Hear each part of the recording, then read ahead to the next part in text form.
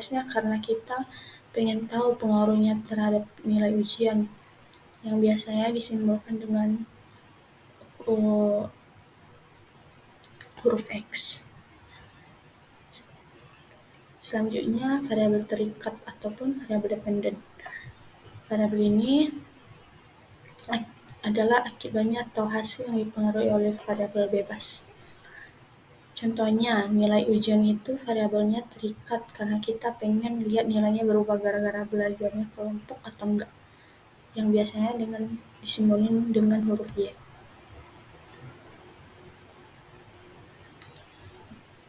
Selanjutnya yaitu variabel intervening.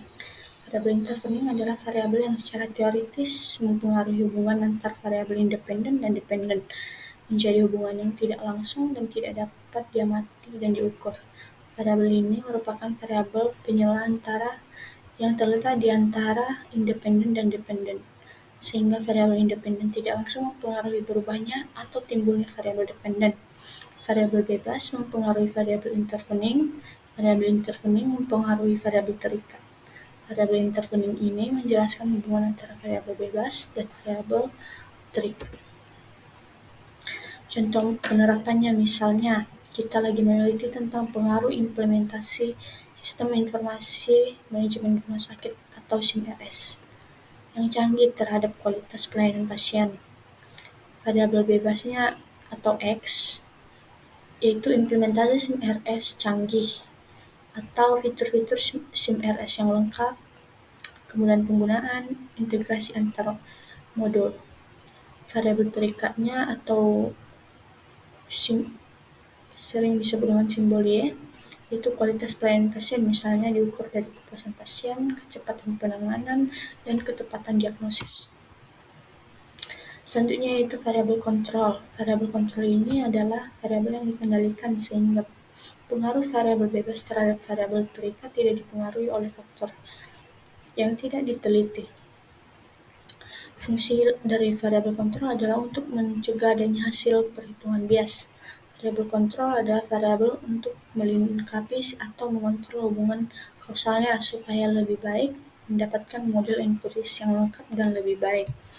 Variabel kontrol juga digunakan untuk mengontrol hubungan antara variabel bebas dengan variabel terikat, karena variabel kontrol diduga ikut berpengaruh terhadap variabel bebas. Poin inti variabel kontrol yang pertama yaitu mencegah faktor lain tetap sama, mencegah faktor lain memengaruhi hasil, ketiga fokus pada pengaruh variabel bebas, keempat hasil penelitian lebih akurat dan terpercaya. Selanjutnya yaitu variabel moderating.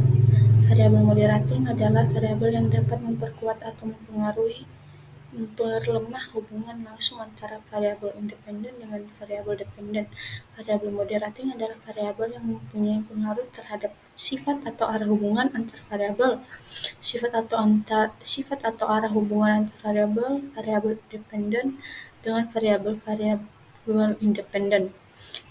Kemungkinan positif atau negatif tergantung pada variabel moderating. Karena itu, variabel moderating dinamakan sebagai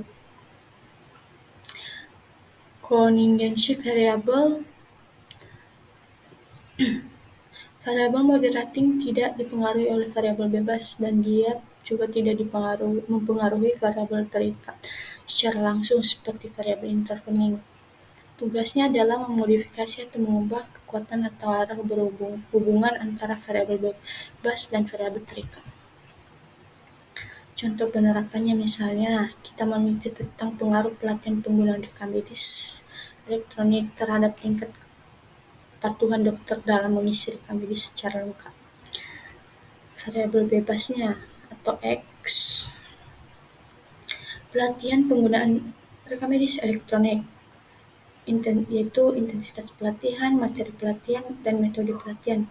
Variabel terikatnya atau disimbolkan dengan huruf Y, yaitu tingkat kepatuhan dokter dalam mengisi rekam medis secara lengkap, yaitu presentasi elemen data yang terisi lengkap dalam rekam medis elektronik. Nah, karena telah selesai mempresentasikan variabel-variabel, jenis-jenis variabel dan juga variabel intervening, moderating, dan juga variabel kontrol. Sekarang kita masuk pada soal kasus. Soal kasus yang pertama yaitu seorang mahasiswa manajemen informasi kesehatan meneliti pengaruh pelatihan penggunaan sistem informasi kesehatan terhadap efisiensi pelayanan pasien dengan kepuasan tenaga kesehatan sebagai variabel yang diperantarai. Dalam penelitian ini, variabel intervening yang tepat adalah A. Pelatihan penggunaan dalam sistem informasi, B. Efisiensi pelayanan pasien, C. Kepuasan tenaga kesehatan, dan D. Jumlah tenaga kesehatan, dan E. Tingkat pendidikan pasien. Nah, jawaban yang benar yaitu C. Pembahasannya karena variabel intervening adalah variabel yang menjembatani atau menjadi perantara antara variabel independen dan dependen. Dalam penelitian ini, pelatihan kepuasan dan efisiensi pelayanan, maka kepuasan tenaga kesehatan adalah variabel intervening. Soal kasus yang kedua yaitu seorang mahasiswa manajemen informasi kesehatan meneliti pengaruh sistem pencatatan manual dan elektronik terhadap ketepatan diagnosa dan dengan jenis penyakit sebagai variabel yang dikendalikan. Apa peran dari jenis penyakit dalam penelitian ini? Yaitu A. Variabel independen, B. Variabel independen, C. Variabel kontrol, D. Variabel intervening, dan E. Variabel bebas. Nah, jawaban yang benar yaitu variabel kontrol. Mengapa variabel kontrol? Karena ia adalah variabel yang dijaga tetap atau dikendalikan agar tidak memengaruhi hasil penelitian. Jenis penyakit bisa memengaruhi diagnosis, jadi perlu dikendalikan agar fokus terhadap penelitian tetap pada pengaruh sistem pencatatan terhadap ketepatan diagnosa. Nah, soal kasus yang terakhir yaitu mahasiswa manajemen informasi kesehatan sedang melakukan penelitian tentang pengaruh kecepatan akses sistem informasi terhadap kepuasan tenaga medis dan ingin melihat apakah usia pengguna memengaruhi kekuatan hubungan antara kedua variabel tersebut. Berdasarkan informasi tersebut, variabel usia penggunaan berperan sebagai A. Variabel kontrol, B. Variabel dependen, C. Variabel moderating, D. Variabel bebas, E. Variabel intervening. Jawaban yang benar yaitu C, karena variabel yang moderating memengaruhi kekuatan atau arah hubungan antara variabel independen dan dependen. Dalam kasus usia pengguna dapat memperkuat atau memperlemah pengguna kecepatan akses terhadap kepuasan tenaga medis. Baik, sekian video animasi dari saya.